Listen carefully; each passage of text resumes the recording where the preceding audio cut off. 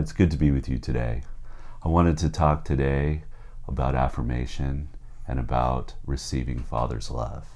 And I know that for many of you, you've maybe have great fathers and you've had many great positive experiences. But I also know that many of you maybe have been fatherless in some way or another. And I know that's been my experience. I know that as a child, I grew up with a father who was fairly absent, and could even be abusive. And it was a very difficult and challenging childhood. My parents eventually actually divorced. And even then there was a sense of abandonment and a sense that I didn't have a father. So I'm wondering if you relate to that experience at all.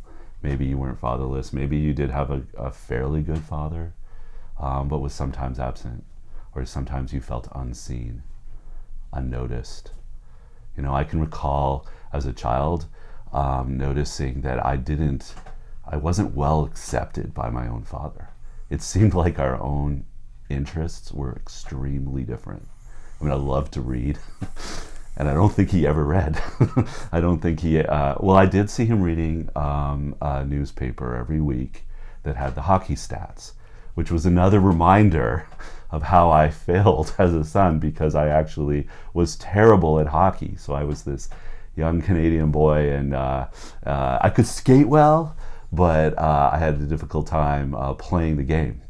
Later, they came to find out that I actually needed glasses really badly. So you can imagine not being able to see the puck. But there are other examples too. Feeling like, wow, my dad took me fishing maybe twice, but it was only because another father was taking his son fishing. So I always felt like I was an afterthought. And maybe in everyday life, I felt like a nuisance. Like I was annoying, I was in the way, I was a burden. That's a horrible way to feel about your own father. And I'm curious if, sometimes you felt that way, whether you felt like you weren't a priority, maybe you weren't really noticed, or your own father or mother or whoever the parent was didn't seem to really care or value what you were all about. I had a nice counterbalance. My mother kind of took over that part of things as far as wanting to value me and wanting to encourage me and wanting to, saying positive things about me all the time, but not having that father who was affirming was really painful, was really difficult. And so, especially this week in Be With the Word, we were really wanting to look at what it means to really be affirmed, because I know that for me, it took a long time. When I was in college, I can recall one time my father visited me. And the reason he visited was his boss was impressed with the college I went to and wanted to know what my major was. My father didn't know. He had to come visit me to find out what my major was. Yeah, and that really hurt.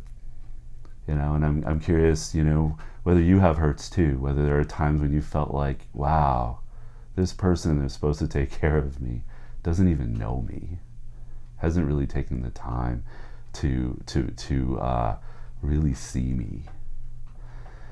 I did get a wonderful blessing, however, in that, when I was at college, there was this wonderful priest. His name was Father John Hibbard, and this was in Kingston, Ontario. If anyone knows him, they would know he's a good, kind, and good priest. And when I was at daily mass in college, he noticed me. He spotted me. He started talking to me. He started to include me. He got me involved in I became an assistant sacristan, reader, everything. But he also had me come over sometimes for lunch. Took an interest in what I was studying. Took an interest in me as a person. Now I could tell he had me in mind for priesthood. At one point he even took me to the seminary, and I know he was probably disappointed that that's not the path that I ended up choosing, but it really meant a lot to me that he saw me as worth something, that I was worth getting to know and having a vision for, that he could see me as a priest, that he would want and get excited about taking me and showing me his seminary. But I had tons of questions for him. He answered all kinds of theological questions that I had, and he delighted in just sharing his knowledge and his understanding with me. So I had this wonderful blessing. So even though we may have hurts, we may have painful experiences, we also need to stop and, recognize. I'd like you to think about what are ways in which, you have felt affirmed and you have felt blessed in your life. And it's important to really let that soak in. I know that another aspect of the work Father John did with me was prayer and healing prayer with me. And when we were in prayer and he would pray over me, he sometimes asked me, to think about, times when I felt alone or times when I felt hurt, and invited Jesus into that moment. And, I was really comfortable with sitting with Jesus, because Jesus was almost like a much older brother, and he was a man. I could see him. But I was deathly afraid of God the Father. God the Father to me was very distant, very unapproachable, perhaps annoyed and uninterested in me, and I was just a nuisance to him. And of course that was a lie, but that's how I felt about it. I couldn't emotionally and psychologically get to a place of accepting him until I experienced that prayer, that deep prayer of Jesus being with me. And I'm not sure what happened. I don't remember it 100% because it was many years ago. Father John helped to guide that, or whether it was just the Holy Spirit moved the moment. But I had an experience of Jesus carrying me and bringing me to God the Father, and letting me just sit on his lap, and letting me just experience his love for me. And what an experience of being delighted in, an experience of being known, an experience of being seen, and being able to receive comfort. So I feel very blessed to Father John, but I feel very blessed to God the Father, because he found a way to reach me. He found a way to fill that empty space that had been hurt, that was broken, that was just empty, and he was able to fill it. And it has really made a difference in my life.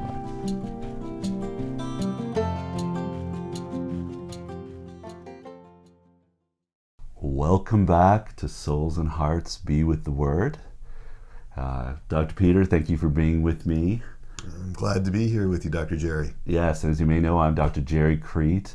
I'm a licensed marriage and family therapist in Atlanta, Georgia. I am a clinical psychologist in Indianapolis, Indiana, and we are both excited to be here with you today. Yeah, and we thought we would shake things up a little bit and be with the Word. So we are doing a slightly different format this time. So I shared a little bit of my own experience, and now we're going to do a little bit of what we normally do with a few differences, but we're going to be looking at the Sunday readings, and we're going to be reflecting that from a psychological perspective. But first, I kind of wanted to check in with you. What was going on for you when I was sharing a moment ago? Just the compassion, and just how important it is for fathers to delight in their children, not just to tolerate them, not just to feed them, clothe them, provide for them in terms of their material needs, but to delight and to value and cherish their sons and their daughters, obviously too, but in your case, sons. So that was just, I was thinking about how much of my work is reparative, in a sense, of fathers not delighting, not cherishing. And these are not necessarily bad guys either. It's just fallen human nature and weaknesses and so forth. So that's what I was really doing. And my heart was going out to you as you were describing that. And then I felt joy too about Father John, and the way that he was able to help you heal. It really is an inspiration for me, and even as a therapist, and I'm working with young men, I'm keenly aware of the fact that many of them have those empty spaces in their hearts too. And I'm obviously not going to be Father John. I'm not going to be a replacement father. Right. But in that moment, I can be a spiritual father on some level. I can embody someone who cares, someone who's interested. And be genuine. I genuinely am interested, and I can actually delight and enjoy them. Right. And I feel like when I'm in that mind space, I'm a better therapist. I'm able to even build that rapport in a stronger way. Reflecting the face of God the Father, being a bridge to that. What an Father important, what an important, heavy but powerful role. And so sometimes I think when I hear that, and even as I say these words, I'm like, wow, am I worthy? Are any of us worthy? Any of us worthy, really. But again, God helps us. God helps us as Catholic therapists to be able to be that channel of love, and to work through us. And so much of the work is about that. It's about an experience of fatherhood. Yeah.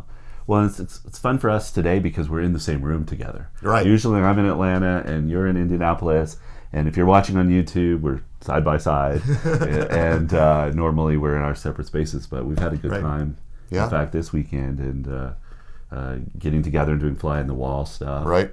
With the other group of psychologists. All 8 of us got together. Yeah. And and we're in a sense, we're a band of brothers. Right. But we provide for each other some of that male affirmation, some of that father love, that father excitement and delight in one another, which is a huge blessing. Yeah. So why this topic? Why the importance of a father's affirmation and father's love? And this week, and it's because our readings really speak to it. Mm-hmm. So I think we should maybe look at those a little bit. It's so interesting. The readings we saw, I think it was last week, we saw God breathed into, and I think it says Adam's nostrils. And so we really have the sense there that God is affirming him like with life, not just affirming, but like giving life and giving him his purpose. Bringing him into being. Into being. Isn't that amazing? And then sending him off. And so I was so excited because now this week, though, in Genesis, we have Abraham. Well, he's Abram at this point, right? And these words, these powerful, powerful words from Genesis, God saying to him, I will make you a great nation, and I will bless you so that you will be a blessing. And I was moved by that word bless, that he will bless him, because it speaks to a kind of an affirmation. The word affirmation doesn't even hold it all, because the one thing we can do as humans that I don't think other animals go around doing is we can bless. We can bless. I think that is part of being in the image of God, is that we are capable of giving life, in a sense, through our words to others, offering a blessing. And what's always true, right, is because of our human will and the fallen whatever, is that we are also able to curse. So we are able to bless and be, in a sense, God-like. But then we're also able to curse and be the opposite of that, which is sad. And here we do hear him say, and I will curse those who curse you.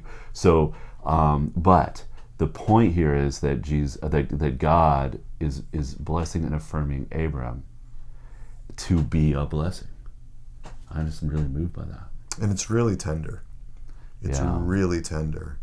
And an element of that came out in the responsorial psalm was, it says 3 times in there, kindness, the kindness of God. And so with that affirmation comes this tenderness, this kindness, this gentleness, this real paternity, this fatherliness, And it really moves me, because when I'm thinking about my child experience with my father, I honestly have sometimes said I felt cursed. And those are harsh words. I hate to say them, but I actually felt cursed. I mean, there was just a lot of swearing. There was a lot of negativity. There was just a lot of being the opposite of what you just said. Right. I mean, I'm not saying there weren't moments of kindness at all or anything, but it's those curses really stand out when I look back. So this is powerful to hear God saying, I will bless you to Abraham. And with that comes a transformation in him to bless others, and therefore he'll be a great nation where all the communities will find blessing.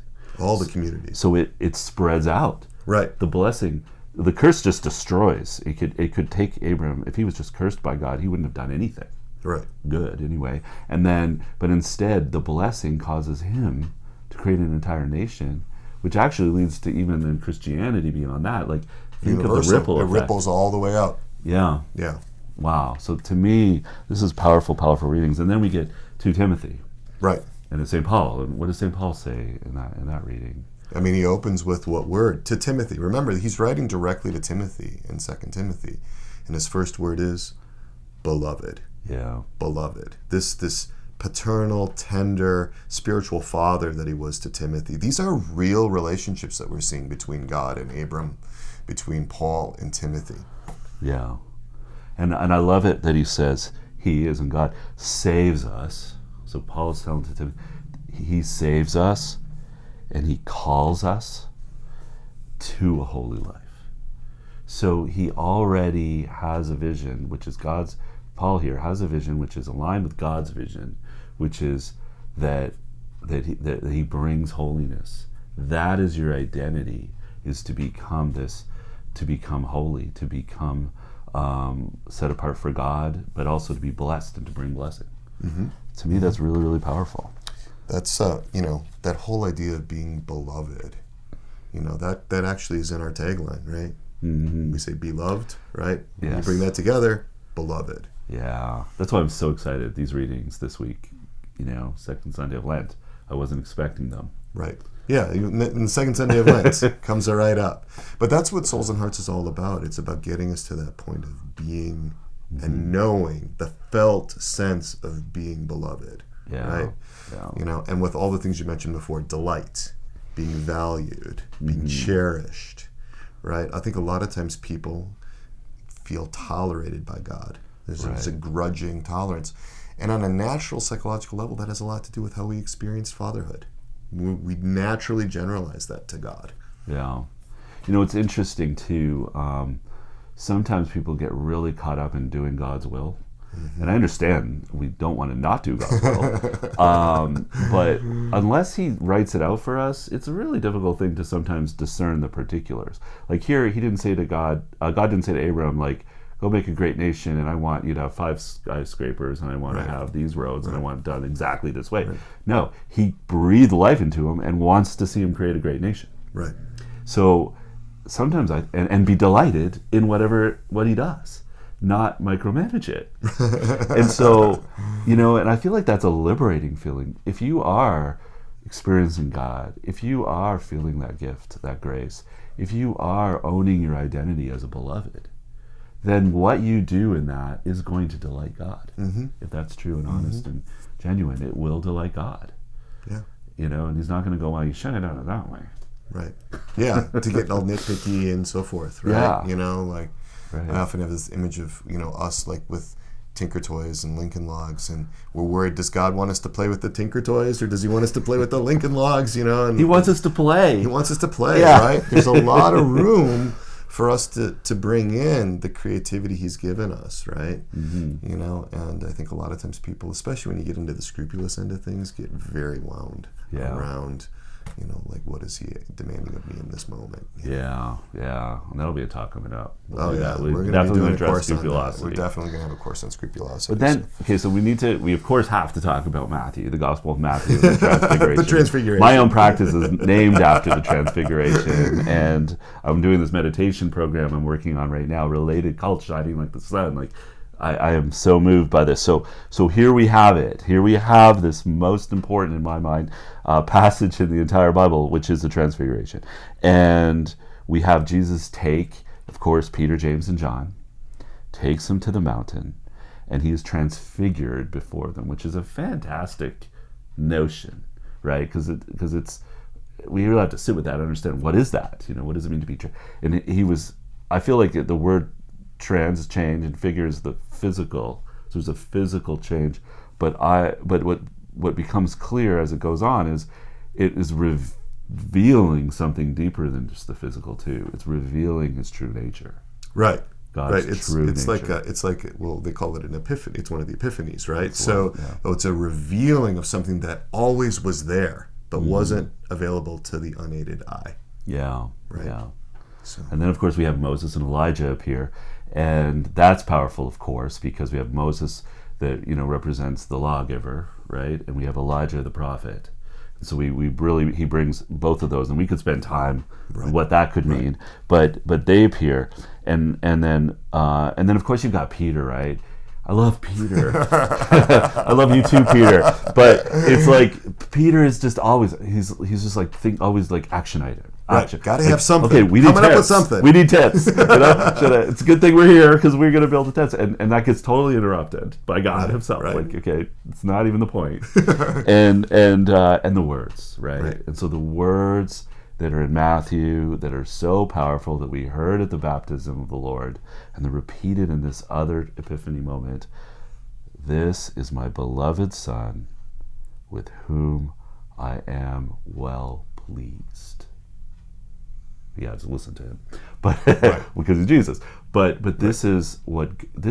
Think about it. Even Jesus got that affirmation from the Father, and this was a second time. The first time was right before his public ministry, right? And now we know we're headed toward Calvary, and Jesus heard from his own Father that he's beloved, that he's pleased with. And because he's like us in all things but sin, he needed that. Yeah. In his humanity, he needed that. That wasn't just to show for Peter, James, and John. That was because Christ in his humanity needed that from his Father. Yeah. And it wasn't a weakness that he needed that. No, not at all. Right, or that he was sinful. It's part of his human nature. It is, yes. Yeah, that we all need it. And when we don't get it, it causes problems. It leads to all sorts of reactivity, right? It leads to men or women, whoever, withdrawing from others or being anxious around others. Or not needing anybody, trying to not need anybody, which is more my style when I felt kind of disconnected, is to just say, I don't need it. Right. I relate to that too. Yeah. So wow. So this to me is so beautiful and so powerful. And we all need to hear those same words, because we say, well, he said it to Jesus. It doesn't apply to me. Well, no. he gave us this role model, this example of things, because we are adopted sons of God, right? We are his children now, thanks to Jesus' work. And so we hear that from God the Father. I know I've heard that from God the Father, and it changed my life.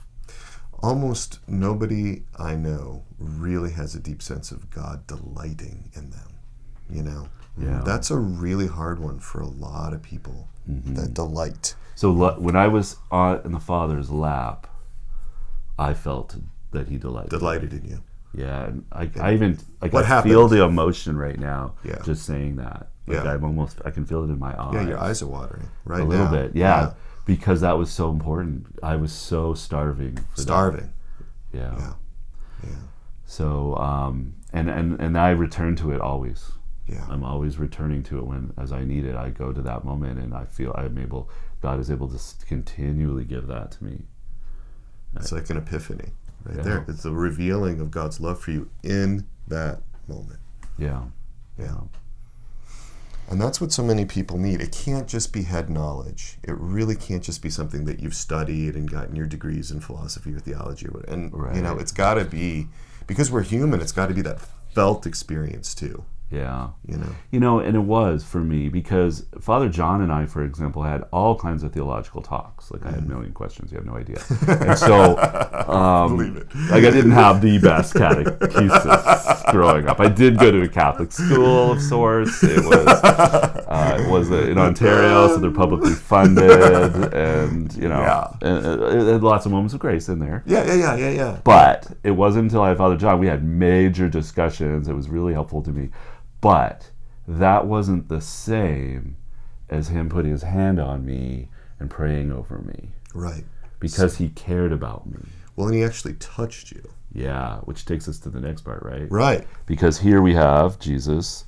The disciples freak out, of course, right? Because Peter is about to make a 10, and basically God shows up. So they're totally overwhelmed at this point. Yeah. So they're on the ground, afraid or whatever. And what does Jesus do? Yeah. He walks over and he touches them. It says, but Jesus came and touched them and said, rise, and do not be afraid. Which, I don't know, that moves me today. Hearing that, until we were looking at this reading, I don't remember that so much, but today that moved me that he touched them.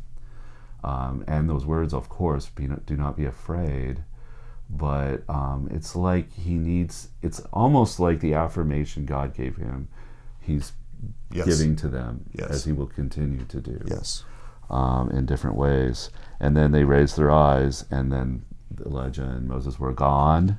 And then they went down from the mountain. That was the experience that they needed to have. Mm-hmm. And of course, Jesus tells them not to say anything, which is always sort of interesting, because he was revealing who his true nature is. Right. So that is interesting. Of course, for Jesus' purpose, not revealing it at that moment was important.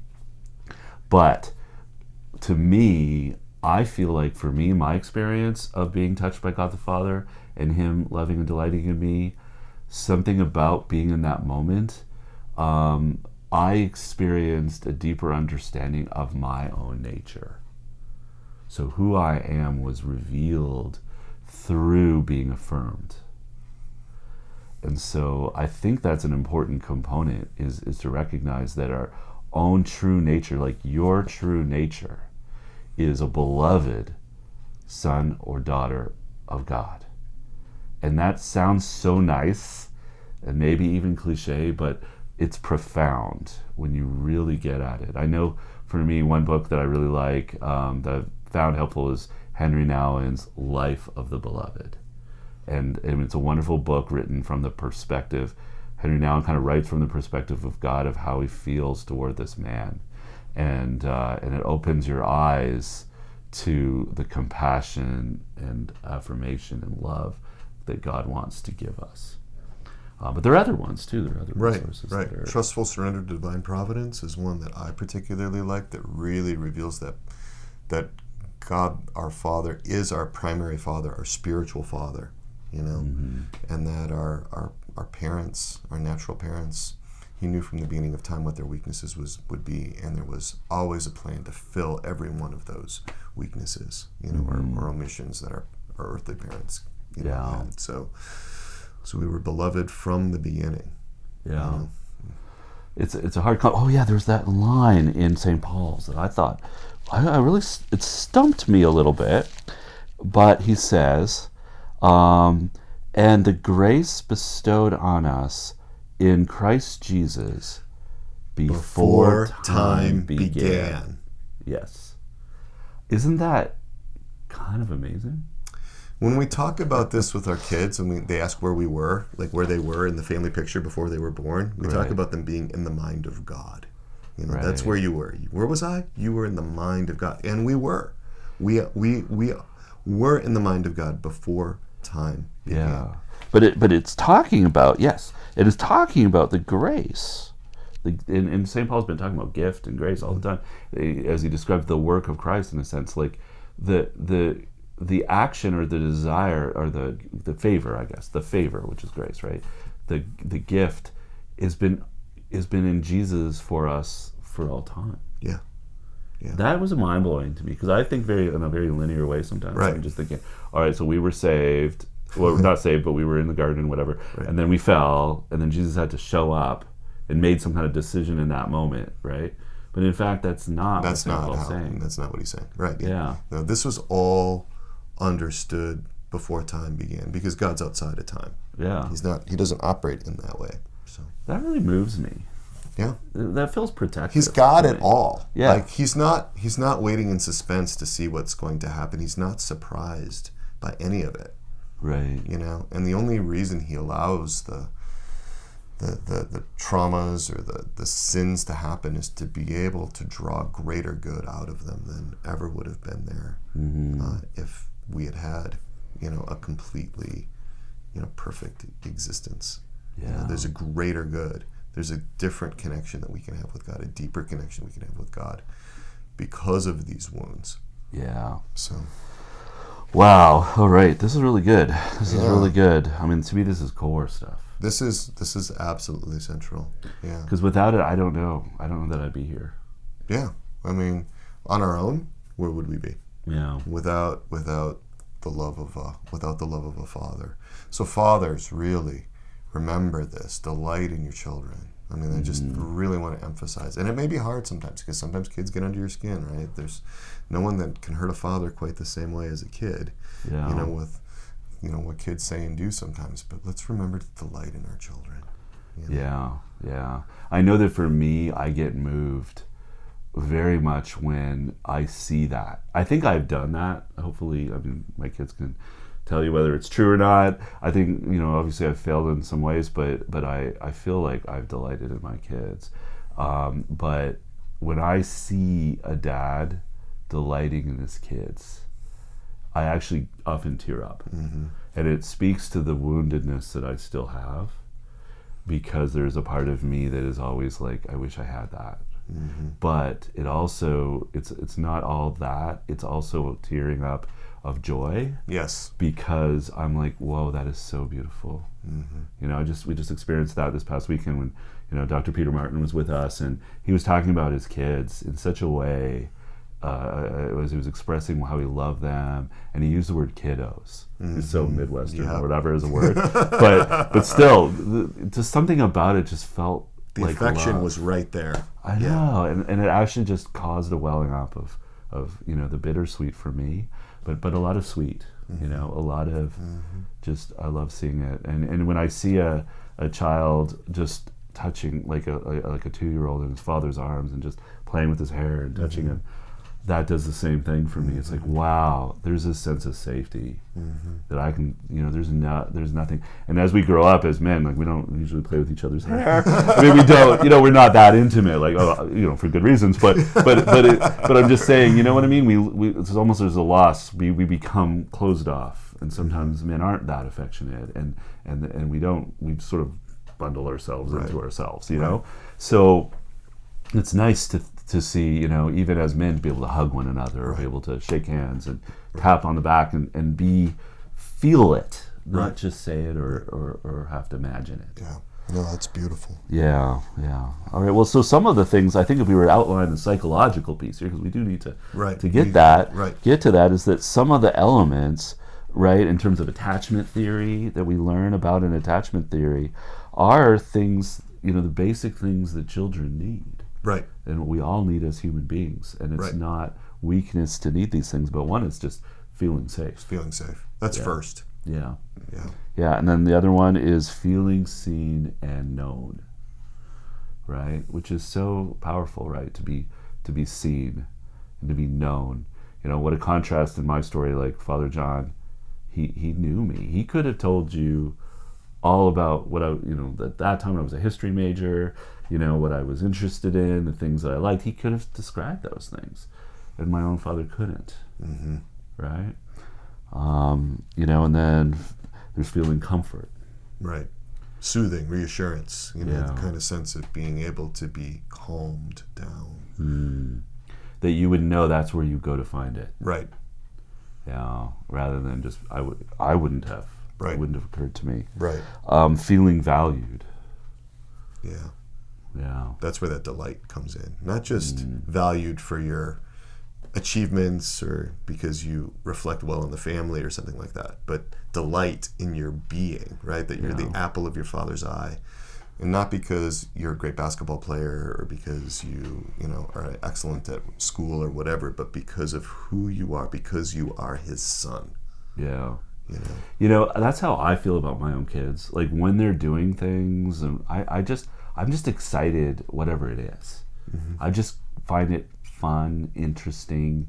I just delight in, and they're all three of them are so different that it's just fun. And I think it's not a duty to me to be interested in my kids. Like, it isn't an obligation. It's just, I just feel that way. Yeah. It just feels like a blessing to me. Well, that's partly because you've got those needs met, right? This is a generational thing. It's hard to give that if you've never experienced it. Yeah. That's why this isn't just a nice luxury. If you're a parent, this isn't a luxury. This is a necessity to be able to have so that you can pass it on, just like God did to Abram, and St. Paul is to St. Timothy, right, beloved, right? That relational connection. Yeah. And that's what happens in the communion of saints. Right. in the Catholic Church, right? So Right. And the other one would be to feel supported to being your best self. mm-hmm. You know, it's funny. I did get a heavy dose of that with my mom. I will have to give her that a lot of credit for that. Like the minute that she thought I was interested in something, then she went to town. So like the minute when I was in like ninth grade, I was made the editor of the newspaper at our school. Wow! At that point onward, I got every book on writing, every book on editing. That was the whole focus.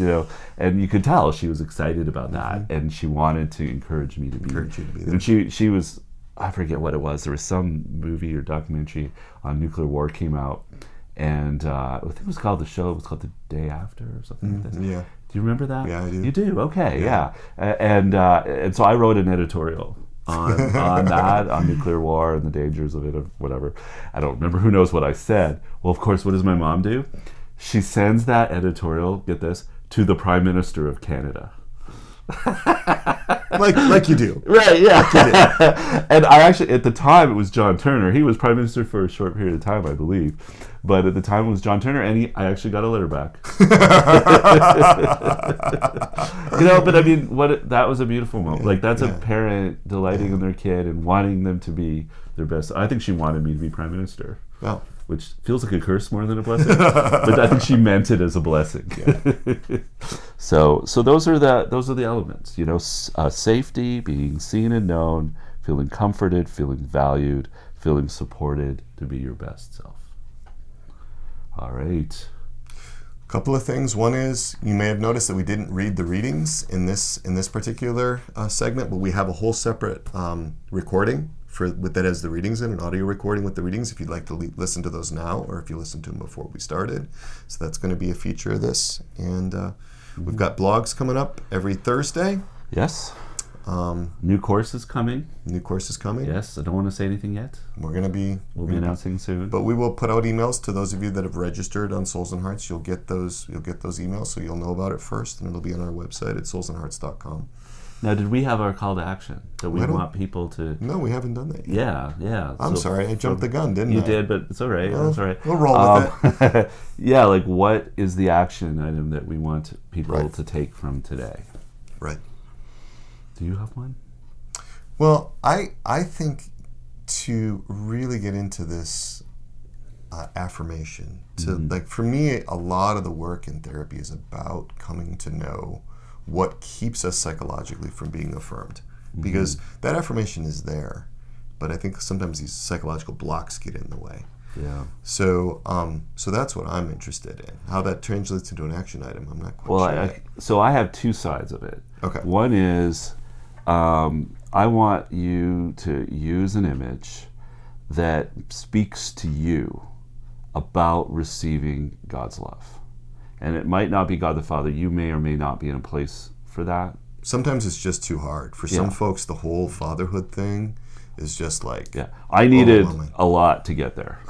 So we're going to be patient be patient with yourself on this. But my image was sitting in the Father's lap. Right. And so I have that now forever. What is, thinking of an image, to me it could be one from the scriptures. It could be Christ washing your feet. It could be being in the water of Jordan and allowing yourself to be, in a sense, baptized and allowing yourself to hear the words of God, that you are beloved. But it could be something else. It could be, experiencing the vision of Jesus like Saint Faustina and being able to feel that divine mercy. But whatever your image, you need a vision, if you will, an image that is affirming. Could be St. Joseph too. St. Joseph is great for this, because sometimes the whole God thing is just too much for folks that have experienced certain kinds of things. So to be, wrapped up and swaddled and held by St. Joseph, sometimes is a powerful image. Or to be a little older, maybe 6, 7, 8 years old, and playing with St. Joseph. Yeah, I love that. And so figure that one out, and we can't hand it to you, but we gave you examples. Right. And the second one is then be a blessing. So purposefully bless someone, purposefully affirm someone. And you may do that a lot, who knows? But you may not. You may realize, I don't actually go out of my way. I may feel it. Yeah, I love my kid. But to go and bless them. I saw you do that. Seen you do that this weekend, where you bless your children. I was blessed to see you bless your children. And I think you do that every night. And I'm moved by that, And it doesn't have to be a formal blessing. It can be something like as easy as, I'm so proud of you. Yeah. Or I really enjoyed seeing you doing X today. And it can't be just about their achievements. Focus on it being on who they are. Like, like with my daughter Lucy, I will say to her, "You're my Lucy," and she'll say to me, "You're my daddy," and she's 7, right? And it's a way that we're affirming each other's identity, right? Yeah. So. All right, so I hope that helps. We'd love to hear more comments. We've been getting some comments. Yeah, we're starting to get more comments. So, and share the show if this is something that floats your boat and that you find helpful. Let your friends, family know. Yeah. So until next time, be still, believe, be loved.